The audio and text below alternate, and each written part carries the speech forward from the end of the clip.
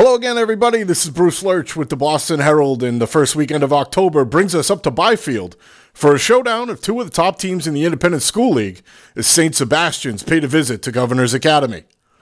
Govs has lost just one game since Jim O'Leary took over as head coach in 2011, and the hallmark of that success has been the power running game. Senior captain Brandon Lopez showed early signs that he was more than ready to play the role of the workhorse. Lopez carried 9 times on Gov's 12-play, 78-yard opening possession, and he finishes it strong here with an 8-yard touchdown run.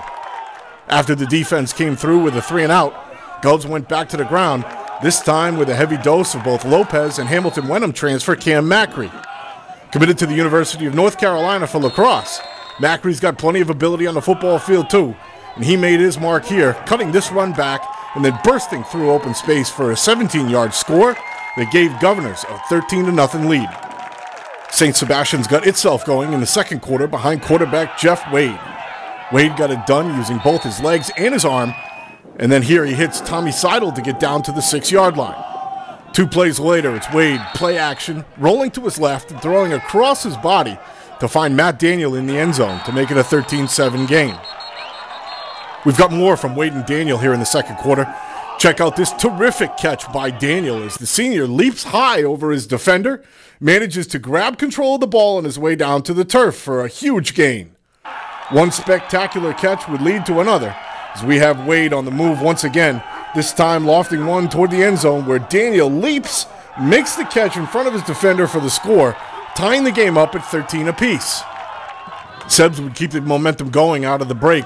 Watch here as sophomore Jack Frizzoli fields the opening kickoff of the second half, goes to his left, cuts it back through a seam and beats one last man and takes it all the way to the rack for an 87-yard touchdown return that gave St. Seb's its first lead of the game at 19-13. They say that the road to the ISL title goes through Byfield for a reason, though, and Governors was far from finished. With the offensive line in full control of the trenches, Govs fed the Arrows a steady diet of Lopez, Macri, and Ryan Day and put together another 12-play drive to retake the lead as Lopez plows through from 5 yards out.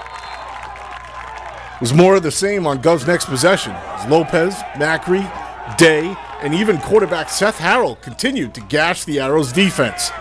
Lopez would finish the game with 170 yards on the ground, and he went in here from the 2 for his 3rd touchdown and a 28-19 lead early in the fourth quarter. Got to give credit to the linemen. I mean, I'm getting the glory right now with those guys. They're huge. They shut the other team down. You know, their linebackers, 41, 35. They're great players. But I mean, like Coach said, Tyler Harrington, you just shut them down. You know, and making huge holes for me. You know, it's just great. You know, he's one of the toughest kids I know right here. Right? I mean, just hard-nosed, never gives up. I coached this guy in 3rd and 4th grade, Pop Warner, you know, a long time ago, and I knew that he'd someday be the guy he is, you know. But I love this guy. He's my hometown guy. So, after struggling a bit in the second, Gov's defense locked things down in the second half. Senior Tyler Harrington was a beast off the defensive line as he collected a pair of sacks. The Sebs had one more good scoring chance in the 4th, but Larson Bidstrup came through with a huge play. Watch here as Wade's pass goes off the fingertips of his receiver, and then a diving Bidstrup tips it forward to himself, and then he makes a great catch as he lands on the ground for the interception. That pick all but sealed it for Governors, who remained perfect through 3 games with a 28-19 victory over St. Sebastian's.